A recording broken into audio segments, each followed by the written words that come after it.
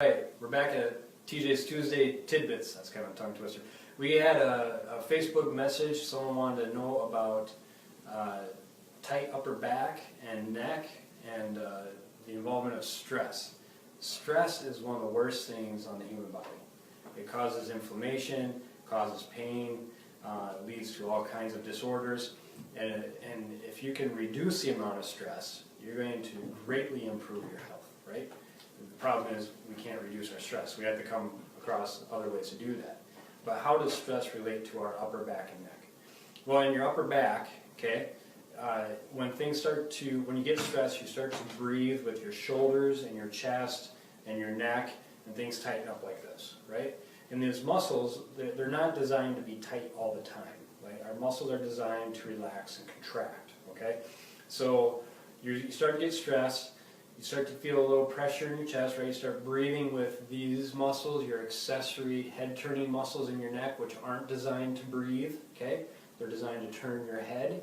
You start lifting your chest up that way, and then your shoulders start to tighten up. So when you get stressed, all those things tighten up, and now you have all kinds of pain coming on through here, and you can't get it to calm down. What's the number one way to calm these types of things down? One, relax, okay? Acupuncture is beautiful for that. Okay, you go in, you have a half hour all to yourself in a dark, quiet room, and you have some needles done to reduce meridian stress signals in your body, and you can do wonderful with acupuncture. We have a wonderful acupuncturist at Full Family Chiropractic. She has a master's in acupuncture. She does a beautiful job with this. Okay. Number two, you take a few minutes out of the day and you do your meditation, or you sit in a quiet room. You get away from the TV, you get away from your phone, you get away from your computer, and you kind of just try and relax a little bit, okay? That's going to help reduce all those things. Peppermint oil on the muscles and doing a little vibration massage with that, great way to reduce that tension. And that's one of the key therapies that we use in our office. We use peppermint oil to relax those muscles, and we have some wonderful therapists that come through, and they do some vibration therapy, calm those muscles down. People feel a lot better after that. Okay, why do we get built up with knots and things like that with the stress? Your cortisol levels start to go up. Cortisol levels are fight or flight hormones, right? So they get everything tightened up, they get blood supply to those areas, and they get you ready to go, okay?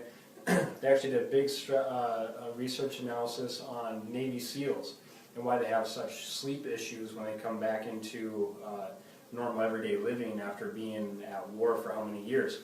And they find that at 6 o'clock at night, Navy SEALs' cortisol levels are going up, whether they want to or not, because that's when they perform most of their missions.